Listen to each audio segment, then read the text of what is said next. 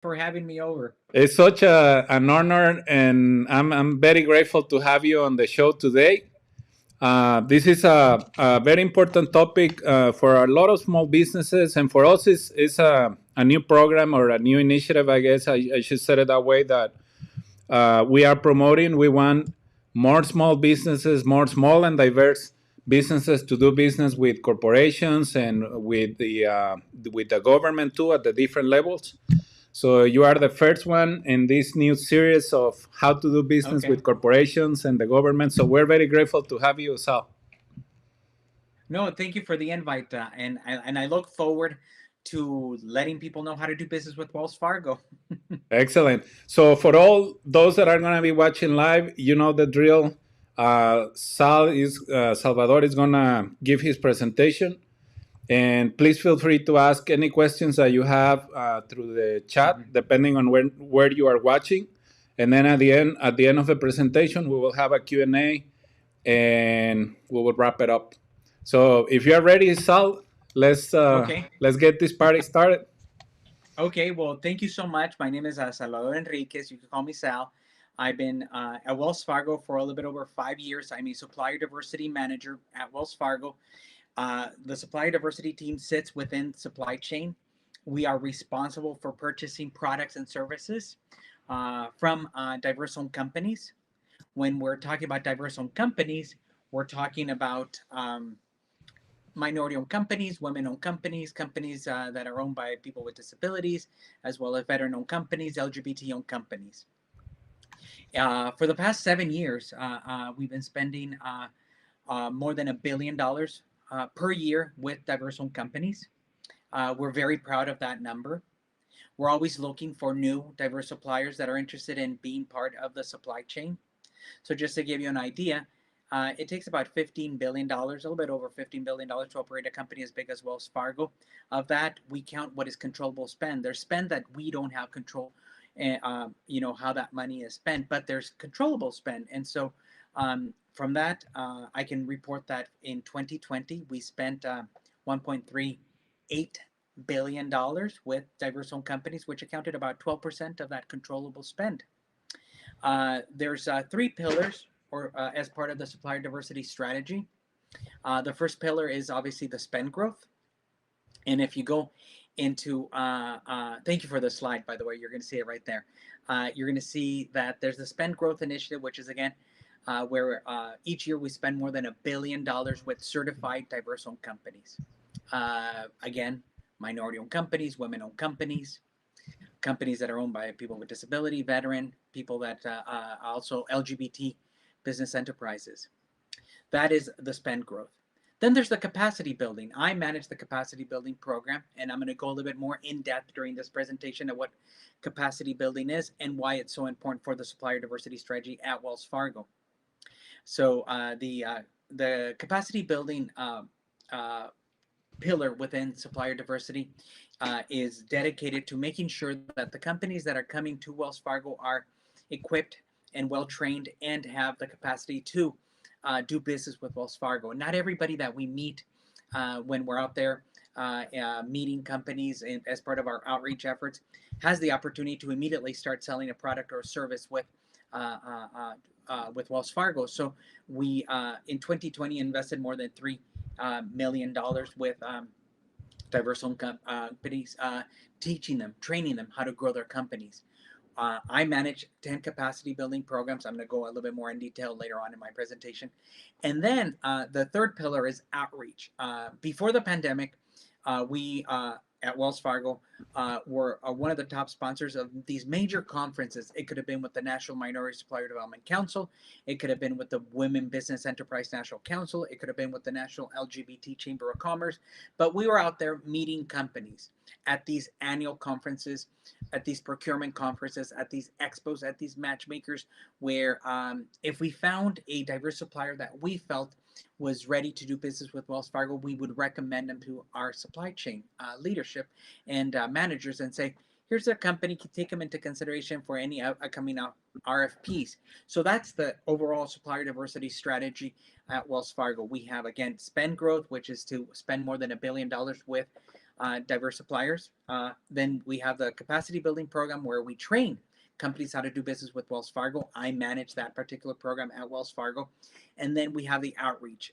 The goal is that once we start going back to this new normal in the post corona economy, we will be back out there supporting these organizations and being part of the national conferences where we will have the opportunity to engage and meet with great companies that can be selling their products or services at Wells Fargo. We at Wells Fargo are a better company because of our diverse suppliers.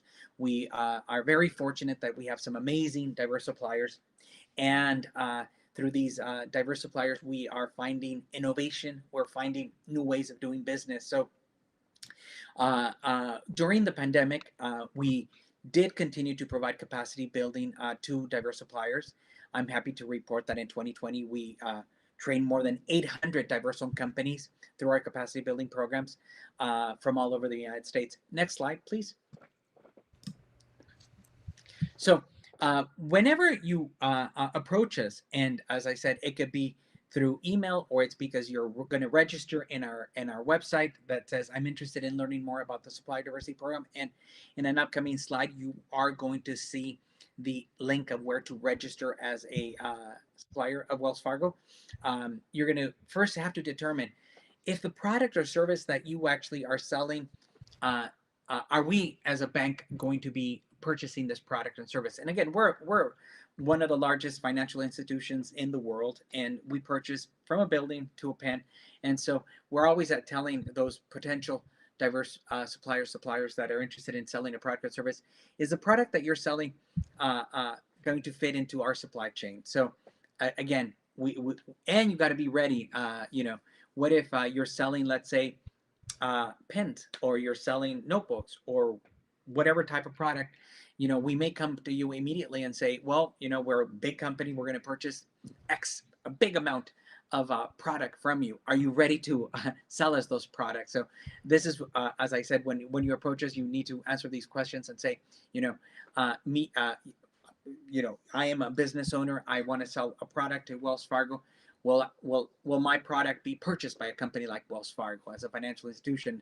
In the slide, you'll see that we're talking about construction, we're talking about furnishing, office space, but you'd be surprised on items that we purchased. Before the pandemic, we met a woman-owned company that was selling rum cakes, and we purchased hundreds of them because we were going into a trade show and we wanted to sell a product and give out a product at this trade show that reflected Wells Fargo's commitment to the diverse community. We purchased from a woman-owned company, and she was very surprised when we approached her and said, "We love your product. Can you put a Wells Fargo logo on it? Information about our Supply Diversity Program, and we are going to purchase on the spot 500 rum cakes." So those are the types of success stories that I'd like to talk about. So anyway, move on. Next slide. So another important thing that you're going to hear from us is, are you do you have your certification of a diverse owned company? We, Wells Fargo, are not in the business of certifying companies. What we're interested in is making sure that you have your certification. Is it required for you to do business at Wells Fargo to be certified? No. However, it does help us to count you and say, we've spent more than $1 billion with a diverse company. So we are sponsors and are collaborators with the major certifying agencies out there, and we recommend you to go and visit them and get your certification. Last I heard, for example, if you're a minority-owned company, you would go through the National Minority Supplier Development Council. It's, I think, $350. It varies on revenues, but it's around $350 for to the cost of the application to get your certification. It takes about 90 days for the organization to get back to you, and then you would get your certification. If after you provide some documentation, you will have to provide very specific information in order to let us know that you are a certified minority-owned company. By that mean that there's 51% ownership, you as either Hispanic, African American, Asian American, Native American, Pacific Islander, and so you need to have your documentation or when you start the application for the certification. Same thing for the Women Business Enterprise National Council. This is the national organization that certifies women-owned companies. We have been collaborating with this particular organization for many years now. I'm very excited. It was in 2020 that it was announced that we would be inducted into the Hall of Fame for the work that we do with women business enterprises. We're always working on intersectionality, and for example, with WeBank, we want to make sure that the programs that we're supporting through these organizations are also making their way to diverse companies within the women business community, meaning that the programs that they have are also targeting Latinas, African Americans, Native Americans, Asian American women business owners. In addition, we also work very closely where I think the number two corporation in the founding of the National LGBT Chamber of Commerce. If you are interested in getting your LGBT business enterprise certification, we again encourage you to go and visit this particular organization. We are also one of the founding members of Disability In, which is the organization that certifies companies that are owned by people with a disability. We have several organizations that certify veteran-owned companies. We take also government certifications like the Small Business 8A certification. And so these are the different certifications that you would have to have in order to, once you register, it'll be asked if you want to be registered as a diverse supplier within Wells Fargo. Next slide, please. And then, Taide, if you have any questions, by all means, I could go on and on, but if you have a question, by all means, please interrupt me. But I want to make sure that people that are watching this understand the importance of the certification as you're trying to work with the supplier diversity program at Wells Fargo. No, for sure, Sal. I'm taking notes, and then we'll have the Q&A at the end. Okay, great. Thank you. And then create us a supplier profile, and it's in this slide that you have the link to where you can go and register. And the idea is you're going to tell us what type of business you have, what type of product or service you're trying to sell at Wells Fargo. So this is extremely important. One of the things that I also want to open a parenthesis here is once we get to know a company and say, hey, let's consider this particular company for an opportunity at Wells Fargo, we're going to go and check your website. And so I'm always encouraging diverse-owned companies, any company, it doesn't have to matter if they're diverse, any company that is interested in doing business with Wells Fargo is to make sure that your website is up to date, that the contact information is there. Earlier in the morning, I was looking for a particular diverse supplier, and I went to their website. And for the life of me, I could not find the contact information or their certifications. Put it out there immediately so that when we're looking and saying, yes, this is a certified Hispanic-owned company, or yes, this is a certified woman-owned company, or yes, this is a certified veteran-owned company, let us know there. And so, and then your contact information, make sure that you're updated. It's a little bit disappointing that here we are advocating for you within supply chain, and we go and visit your website, and your website has not been updated. So there's a little tip on how to do business with Wells Fargo. Next slide, Taide. So as I told you, I'm responsible for the capacity building programs that we manage at Wells Fargo. It was in 2020 that we invested more than $3 million with organizations that were supporting and the growth of diverse-owned companies. And I'm going to go a little bit over some of the programs. We tried to hit all the colors of the rainbow. Each of the programs that we have, that we fund, were specially developed for that particular community. We have, for example, an amazing partnership. This week, they're actually going to be launching the 11th cohort, which is the Stanford Latino Entrepreneurship Initiative. Since its inception, this program has trained more than 720 Latino-owned companies from all over the U.S. It's a 6-week course on how to grow your business. The requirements for this particular program are that you need to be at $1 million or more in revenue to be part of the program. Again, Wells Fargo in 2020 spent $500,000 with this particular program. and we were able to train virtually. Usually these programs are in person, but because of the pandemic, we had to go virtual. So we trained 150 Latino business owners, again from all over the U.S. It's worth noting that they also do an amazing report that studies how do companies reach that $1 million mark, which is the scalable mark. Less than 3% of diverse-owned companies reach that mark. So we want to make sure that you, as a business owner, reach that mark of $1 million in revenue and go beyond that. So we want you to grow at Wells Fargo, but we want you to go beyond Wells Fargo and have the opportunity to work with other Fortune 500 companies. We have 24 scholarships that we purchased for with the Dartmouth College with the Tuck School of Business.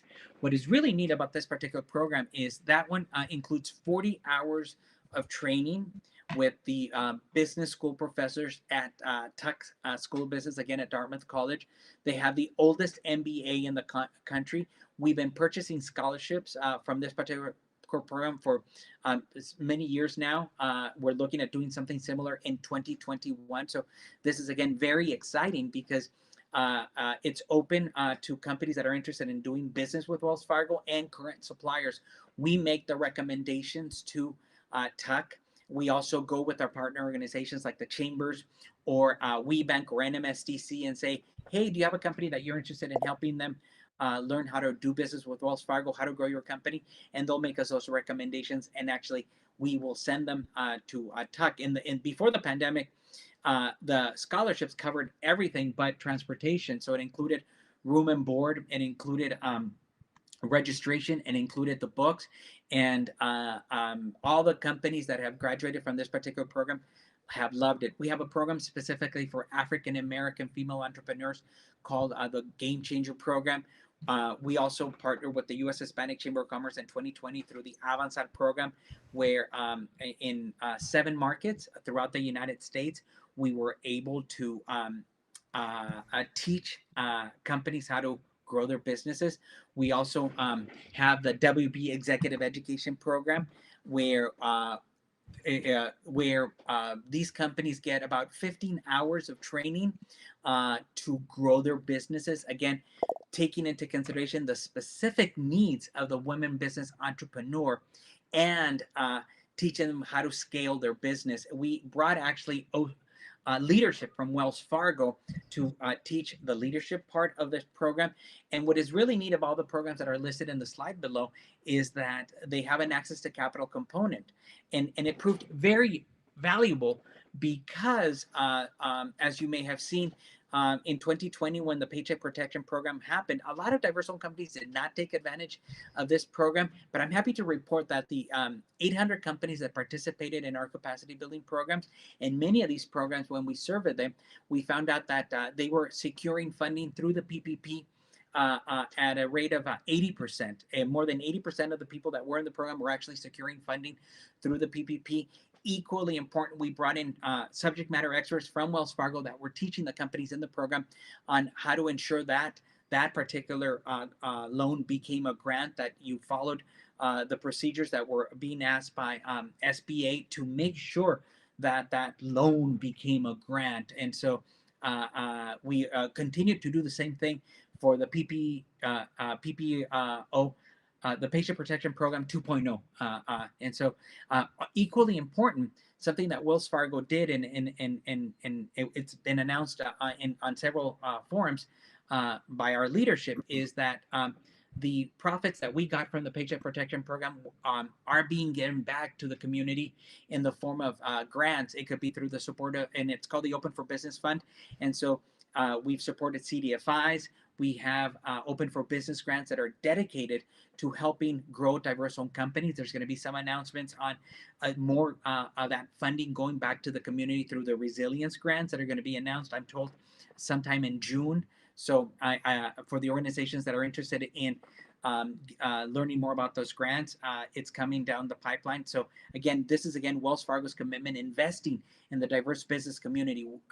The success of the small diverse business owner is the success of Wells Fargo, and these are our capacity building programs. So, and then the next slide. So one of the things that is really important here is that our capacity building programs, Taide, try to address the barriers that exist with small, diverse business owners. We've done many studies, some of them prestigious universities, and where you know we continue to see that what prevents a diverse-owned company from going, and so it's access to capital, access to contracts, and networking opportunities. Each of our capacity building programs teach diverse owned companies how to overcome those barriers, how to pursue the access to capital opportunities. Like I mentioned, that each of our programs has that access to capital component and actually translated to having the company secure funding through the Paycheck Protection Program. Access to contracts is teaching companies how to learn about RFPs, requests for proposals, or requests for information for opportunities with the Fortune 500 companies, learning how to do business, not just with Fortune 500 companies, but also learning how to do business with the federal government, since they're the number one purchaser of products and services in the country. And then the third one is tied to the pillar of outreach, that we are out there in the community learning and teaching, more importantly, how to do business with Wells Fargo, learning to see what is it that makes this particular diverse owned company special, and then recommending them to the supply chain leadership within Wells Fargo to see if there's an opportunity. As I said, everything is connected. So next slide, please. Lastly, as I said, I'm about to conclude. I could talk on forever about the programs because I'm very proud of everything that we've accomplished. But in 2020, we were able to train more than 800 companies through our supplier diversity program. And in 2021, we are on the verge of launching our new capacity building programs. We've launched some new ones. So if you go to the website that is in the earlier slide, you're going to see about the information about the capacity building programs. But we are on the verge of launching programs for women-owned companies, for Native American-owned companies, for veteran-owned companies, for minority-owned companies, or for women-owned companies, Taide. And so the idea is, again, to make sure that we're teaching companies on how to do business with Wells Fargo. That and then by the mere fact that you have companies that are actually tuning into this particular presentation, it lets us know that you as a company are interested in doing business with Wells Fargo. If you go to the website, you're going to see the contact information. If you have any questions for me, again, I'm Salvador Enriquez. We're a small team of 7 individuals that are solely dedicated to helping grow and grow diverse-owned companies at Wells Fargo and beyond. So again, I could talk on forever. It was supposed to be 25 minutes. I'm only 3 minutes over. So I'm ready to see if there's any questions, or if you have any questions, Taide. Oh, thank you, Sal. Let me get back to you right here. It's always a technology thing here. Okay. Stuff. Thank you so much, Sal. That was a great presentation. Very valuable. I know that you have a lot of passion for the supply diversity industry, and I mean, you have done an incredible job at Wells Fargo. We have one question in regards to certifications. The organizations that you share on your slides, those are the ones that are like providing these certifications, and you take them for good, right? Like yes. And the average cost, you said it was depending on the size of the business or the revenue? It's the revenue of the business. And last I checked, it was $350 for NMSDC and WeBank, I believe. So yes. Yeah, so it's not that expensive. And also for those that are interested in getting certified, go to the Maino Academy, and we have an online course there where I go into detail on how to get some of these certifications. So if you want to get access to a little more information about how to get certified, go to mainoacademy.com and you will find that information there. Sal, I love the example that you gave about the cakes, because in the past, there is this misconception about micro businesses not having the opportunity to do business with corporations. But that's not the case, right? No, that is a clear example. Yes, I mean that not everybody that is going to go in and meet. We're going to purchase a product immediately, but it just happened that came at the right time. We've done it for companies that we met at trade shows that were selling coffee and said, "That's great. We love the product that you're selling. We're going to be going into an expo." As we begin to go and be more engaged in the community, I think that there will be the opportunity to sell and purchase those type of products. When I mean sell, the company will sell them to us. But sometimes, um, right now, there's this huge push for sustainability, and if you have a product that you think Wells Fargo can be selling that is sustainable, I think it'll have legs because we want to make sure that diverse-owned companies are also selling products that are green, that are sustainable, and we at Wells Fargo are. I'll tell you, before the pandemic, just the supplier diversity team participated in more than 85 outreach engagements throughout the country. And we participated in the NMSDC annual conference where we had the opportunity to meet thousands of potential suppliers. And I think that is one of the largest one. And we had about, I think, like 6,000 attendees. Then we participated in the U.S. Hispanic Chamber of Commerce. That one's a little bit more medium sized. That one's like over 1,000 people. We participated in with the the LGBT Chamber of Commerce, with the African American Chamber of Commerce, with the Pacific Islander and what is it, U.S. PAC, U.S. Pan Asian American Chamber of Commerce, with WeBank, and so. In many instances, we need to give out something that for the people that remember us and will purchase those type of products. That's just one thing. We just completed the construction of Hudson Yard 30, which is one of the largest buildings in New York where Wells Fargo Securities is located, and it's a multi-million-dollar project. And I can tell you that the architect that built the interior is an African American architect.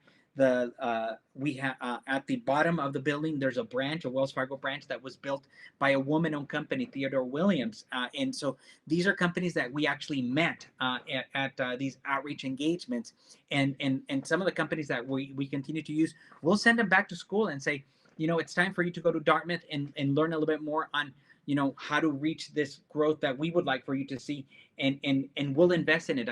As I said, the scholarships, for example, cover everything but transportation, and for 20 in 2020 we purchased 24 scholarships, and we're probably going to be doing the same thing for 2021 once it becomes public, by the way. So we're investing a lot of money in diverse-owned companies that are interested in learning how to do business with Wells Fargo.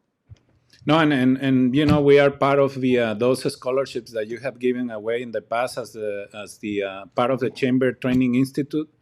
Yes, the Chamber. Yeah, with yes. Notre Dame, we learned a lot. We were able to participate in a lot of those trainings over the last 5 years, and those were very, very valuable to us. We have one more question, Sal. Someone is asking about the company just buying products or also services? Services. We spend billions of dollars in services. It could be staffing solutions. It could be IT. As I said, it takes about $15 billion to operate a company as big as Wells Fargo. And so that includes a lot of services that we purchase. As you can see, it could be in marketing and advertising. It could be legal services in the arena of public affairs. Anything that you could imagine that makes a bank run, we purchase it, by the way.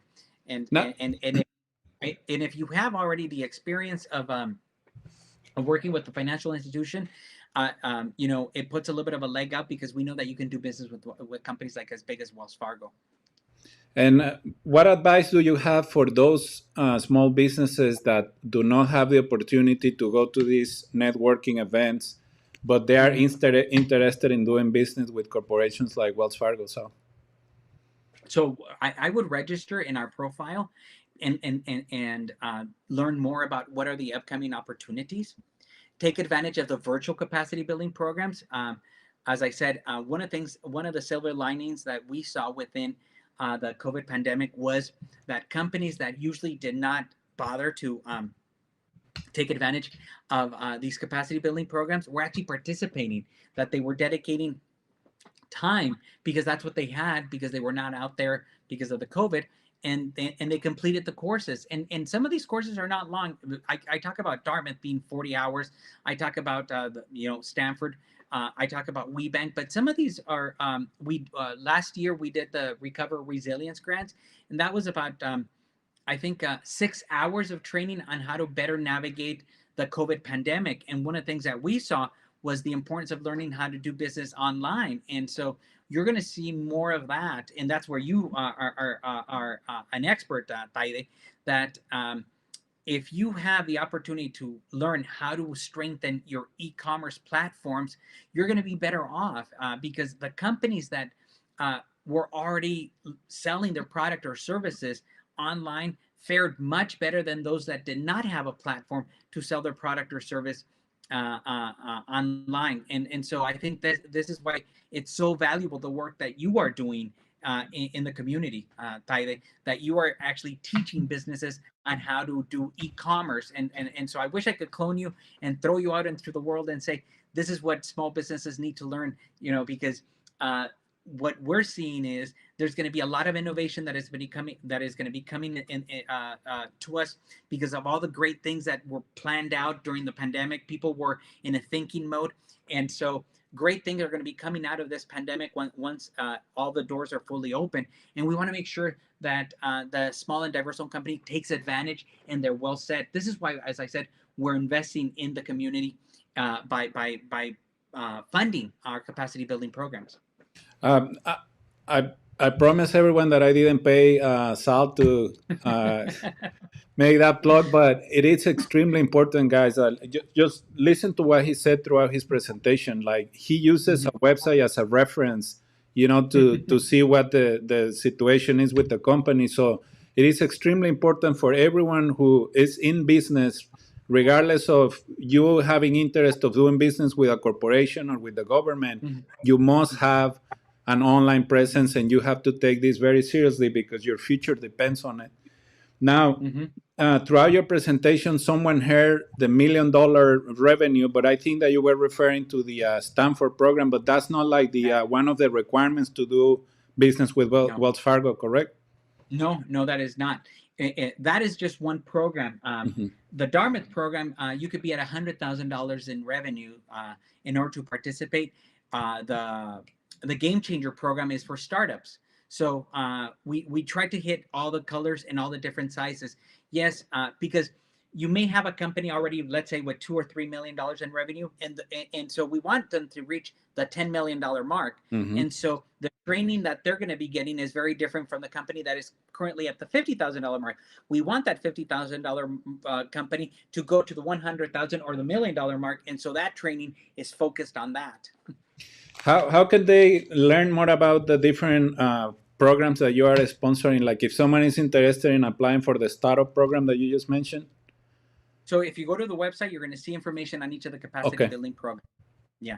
Perfect. And that is important. And then we're going to be out there in the community. This is where you and I meet. I mean, this too shall pass. And the goal is that one day we're going to be meeting in person. There's obviously, I think it's phenomenal that we have the technology to do the virtual trainings, but there's something to be said about the training that happens in person. The goal is, for example, that the Dartmouth program would be in person by the end of the year. And so, or that the other trainings that we have, they may start virtual, but they will go in person, because I think there's a lot of creativity that happens when people are put into a room and are taught on how to grow their business. We had some amazing accomplishments through virtual, and we will probably continue to do virtual. So we're going to be doing this hybrid model of in-person as well as virtual training. Now, we have a couple more questions because, we're running out of time, and I know that you have another event after this one. But for small businesses, like, for example, I'll give you an example. Let's say businesses that are in the LA area or the San Diego area, do they have an opportunity to do business with Wells Fargo, or all the contracts are nationwide and you have to have capacity to serve the company at the national level? It's both. The answer is yes and yes. If you have the capacity to sell your product at the national, that's great. But in many instances, the product or services that we're purchasing could be at the local level. So this is why it's important that you register and you decide if you're able to go and compete it. Sometimes it's a national. For example, during the pandemic, one of the things that I think diverse owned companies really did really well was when the companies that were selling the personal protective equipment, uh, it wasn't just Wells Fargo. It was everybody. Everybody wanted to get gloves. Everybody wanted to get the Hmm. hand sanitizer. And so it was the diverse owned companies that actually stepped up to the plate and said, you know, we're selling masks. We're the ones that are selling hand sanitizer. And so it was through creativity. We had companies that were not even doing hand sanitizer, that they were maybe selling alcohol or whatever, Yeah. and they saw a need and they pivoted, and we were able to recommend them for opportunities.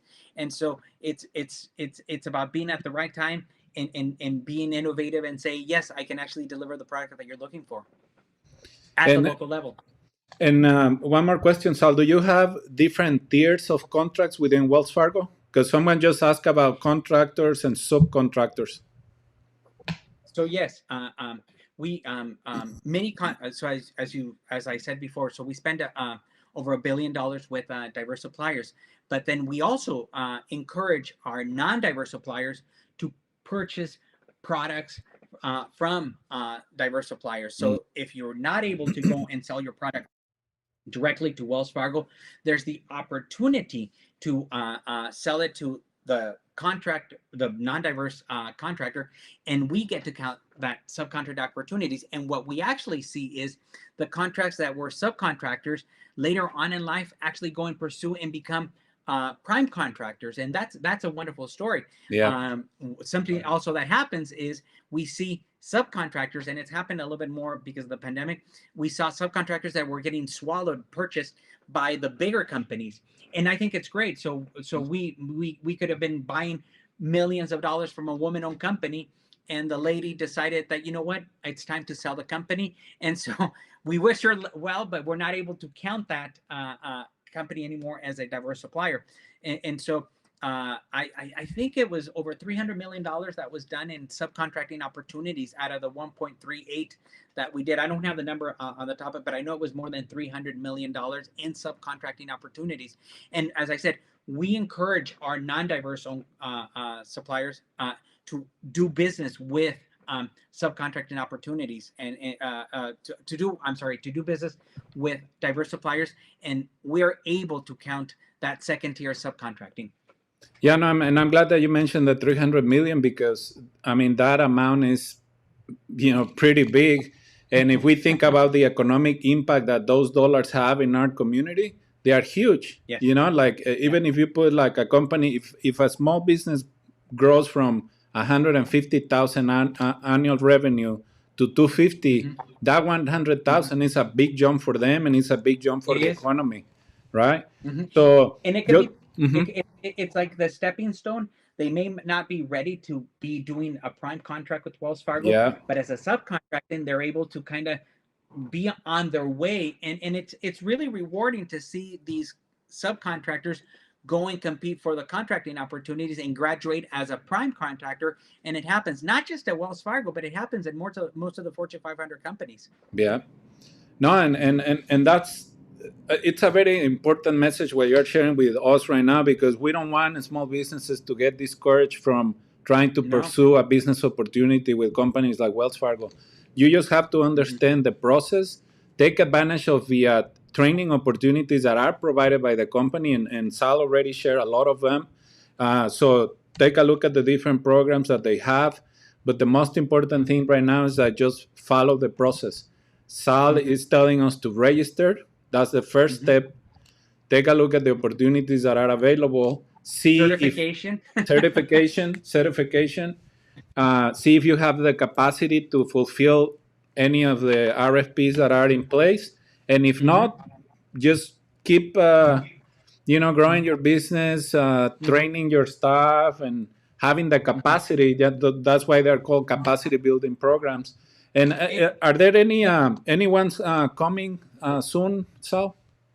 so yes, we the Stanford program is The Stanford. currently recruiting. already for the fall Okay. cohort, which is cohort 12. They're looking for, I think, 80 companies to be part of that particular program. We are going to be making announcements regarding the Dartmouth program, scholarship program. We will be launching a women's program also. We are going to be launching a program for veteran-owned companies. We already launched our program for the African American female entrepreneur. And there's going to be something with people with disabilities.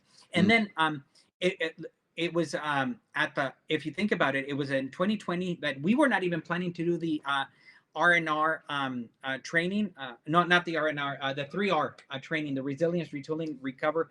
And it turned out that we were able to train more than 300 companies through this particular program because we felt that there was a need to teach diverse-owned companies how to better navigate the COVID pandemic. And so who knows what 2021 will look like. I can tell you that right now we're programmed to do 8 programs Okay. for 2021, trying to cover all the colors of the rainbow, different sizes, different opportunities.